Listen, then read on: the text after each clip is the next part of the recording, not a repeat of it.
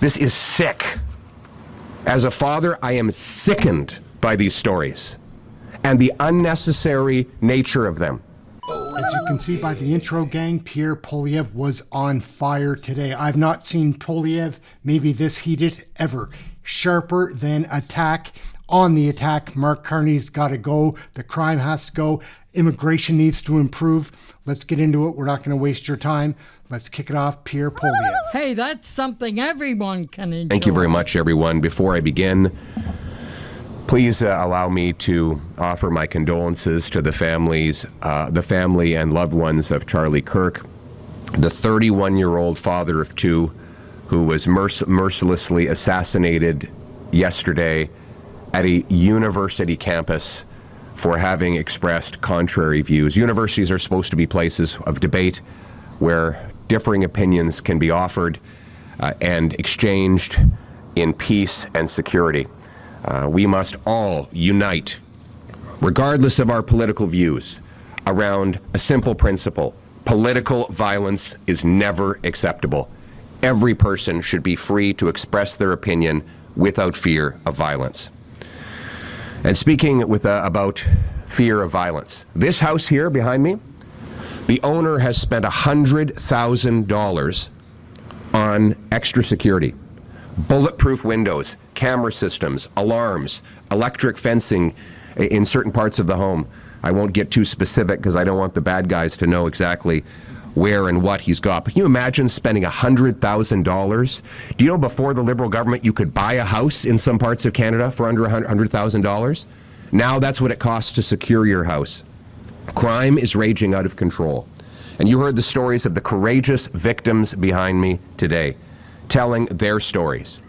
You know, I find it incredible that Sean Fraser, Minister of Injustice, the man who ruined our entire immigration system before Mr. Carney then promoted him to be responsible for the crime crisis, he said the other day, this is not the Wild West. Really? Has he talked to these victims?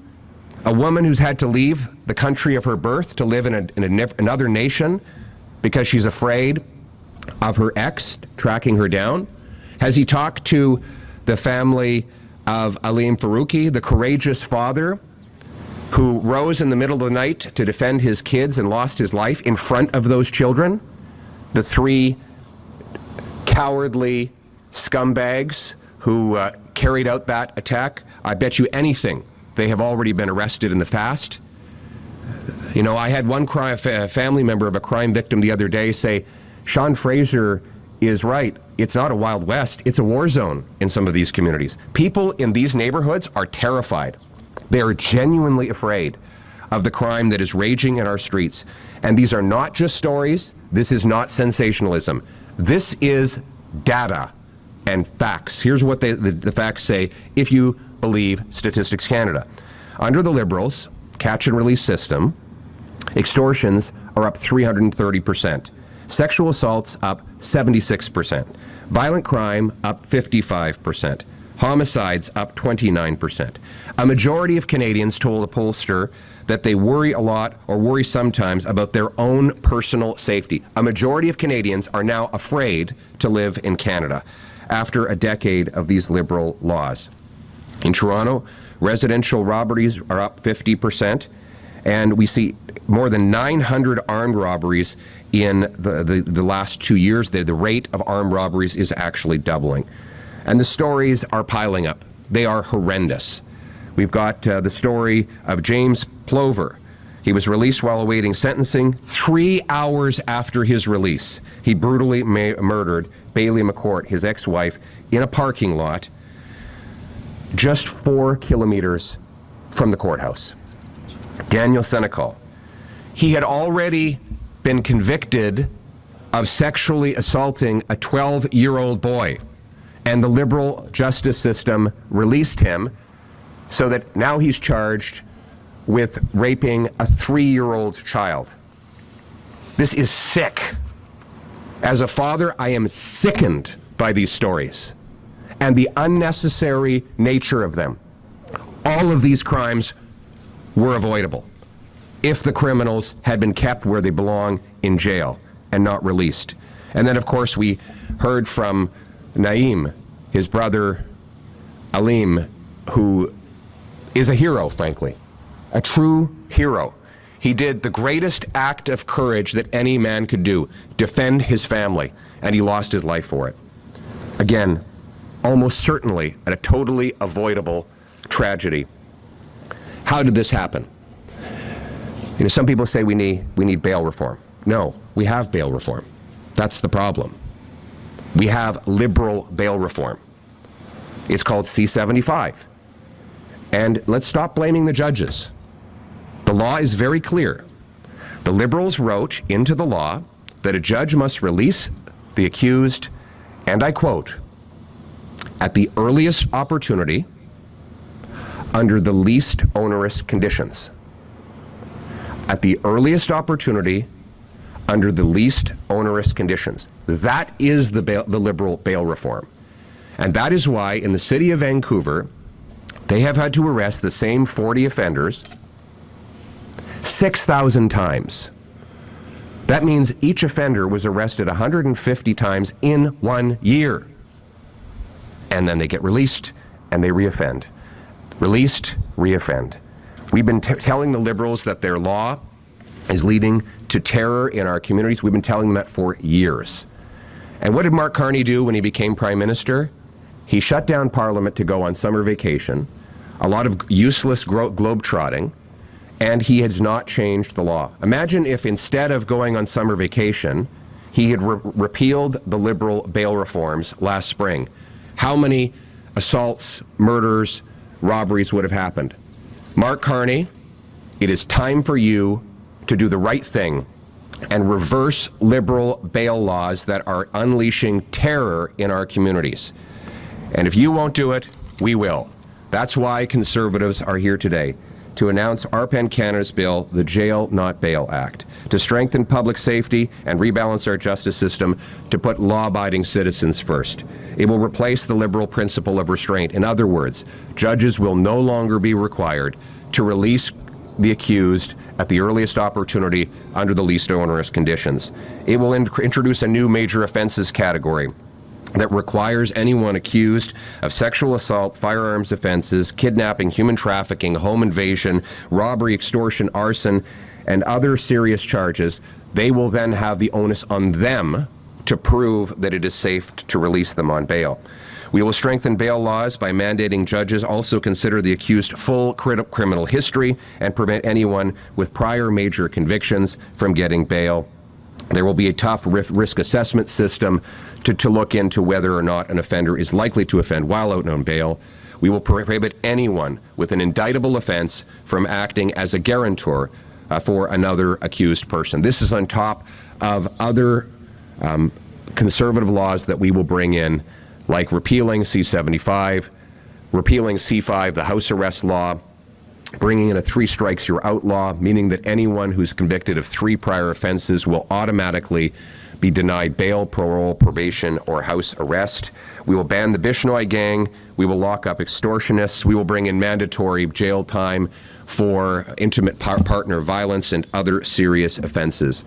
We want to lock up these criminals and throw away the key to keep our communities safe, to reverse the damage the Liberals have done. And we do this not out of hatred for the criminal, but out of love for the victims. We want this to be a safe country again. Everything we as Conservatives do is for one purpose, to restore the promise of Canada, that anyone from anywhere can achieve anything, that hard work gets you a nice, affordable home with meat and potatoes on the dinner table every single night, in a safe neighborhood where you go to bed knowing that when your head hits the pillow, you're safe and sound in your beautiful refuge, and where a beautiful Canadian flag hangs from the front porch. That's the promise of Canada. That's the hope of our future. So let's bring together this massive coalition from across the country of police chiefs, of victims, of members of parliament, of victims advocates who are coming together now and demanding security, demanding that Canada be a safe and secure place, demanding that we put victims first, and that's what Conservatives will do when the parliamentary session returns. Thank you very much. Thank you. It is great to see Pierre so heated getting ready for Monday when the House of Commons resumes. September 15th, come and join us. But now we're going to check this out. This should be an interesting bit. What is it all about? A non-clinical term for antisocial personality disorder include a persistent pattern of disregarding the rights of others, marked by deceit, impulsivity, hostility, manipulation, recklessness, and lack of remorse or empathy. They often engage in criminal behavior, have superficial or poor relationships, struggle with responsibilities like work, and may use charm or wit to exploit others. I wonder if they tell stupid hockey metaphors, right? And then give history lessons on bullshit. I wonder if a sociopath does that. It might remind me of some common behaviors and traits. Disregard for rules and laws, deception and manipulation, impulsivity and recklessness, aggression and hostility, lack of remorse or empathy, irresponsibility, and superficial charm. That pretty much sums it up. That's just a coincidence. We're going to take a peek at our Prime Minister Mark Carney. He was also delivering a speech today. Not so rousing. Sucks the wind right out of you. Let's take a quick look. We won't look at this for too long. It's hard to do. He's unscrupulous.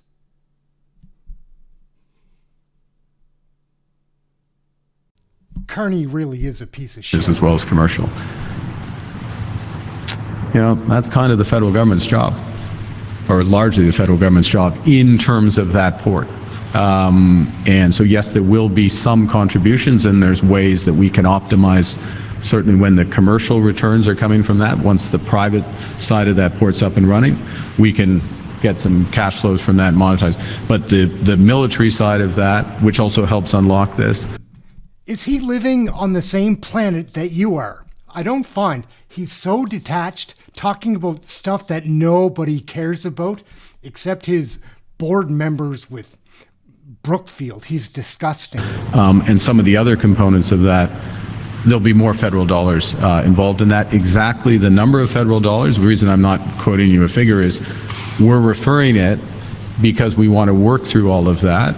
And then we want to look at how we can get private contributions through what is unlocked by it. I'll give you, remember I said that was my final example? I'm going to run on. That's a comma after. There, he lies again. He just lied to the journalist. He won't shut up. He just keeps talking. Bullshit. After that, because I make a point that is true for both the TGV, high-speed rail, and these corridors. We have the potential to create we help create the possibility of these, but they unlock economic opportunity. And one of the ways you help finance is you use the economic opportunity that's unlocked, that a portion of that goes to the overall project. So one of the ways that high-speed rail and other things are financed in Europe is the property development that is. Yeah, this guy is too much to take. We're going to flip back to one of the better points that Poilievre made during the question period that followed his speech.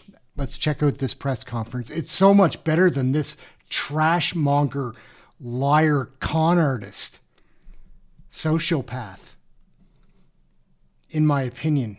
Conservative leader Pierre Poilievre has just been asked if he's satisfied with the progress that Mark Carney has made. Let's check it out. What we have today is Mark Carney, after 6 months, has not approved a single national project anywhere in Canada.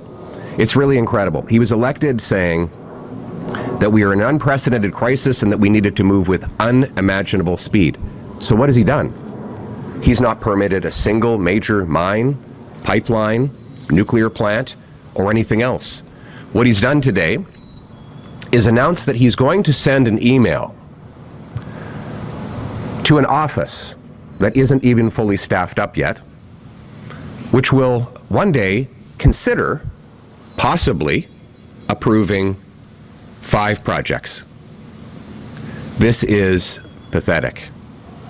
Do you know the federal government is blocking 39 projects that are in the regulatory system? 39. Scott Moe says there's another 100 projects in Saskatchewan alone that are waiting on federal decisions. The message to Mark Carney and the Liberals is they need to do one thing: Get out of the way. Get out of the way. All these projects need to go ahead is the removal of liberal anti-development laws and taxes that make them impossible to build. We don't need a new bureaucracy in Ottawa or a new dream list. We need the federal government to get out of the way, and I'm here to help them do it. I'm putting forward the Canadian Sovereignty Act, which will get the government out of the way, open the country for business, unlock our resources, repeal the industrial carbon tax, the energy cap, the shipping ban, C-69, the pipeline ban, repeal all of those liberal laws so that we can become a country that is strong, self-reliant, and stands on its own 2 feet. All right, guys, we're going to wrap it up right there. Pierre was on fire today. Mark Carney is so awful. Like, anybody that watches this clown, con man, Carnage, our bullshit prime minister, fake Canadian, fake everything. He's a fake human being. He's a sociopath, in my opinion. He's a nut. He's lying straight to your face, straight to my mom's face, straight to all of the Canadians that don't know better than not to trust the CBC and all the legacy media. It's annoying, but what is great is that he is going to have to face off. Mark Carney is going to have to face off with this guy, Pierre Poilievre, on Monday in the House of Commons, unless he hides like the coward that I know he is, but someone's going to drag him to that House of Commons to get slaughtered. Can't wait. Aaron Canadian Looney, like, share, subscribe, get notified.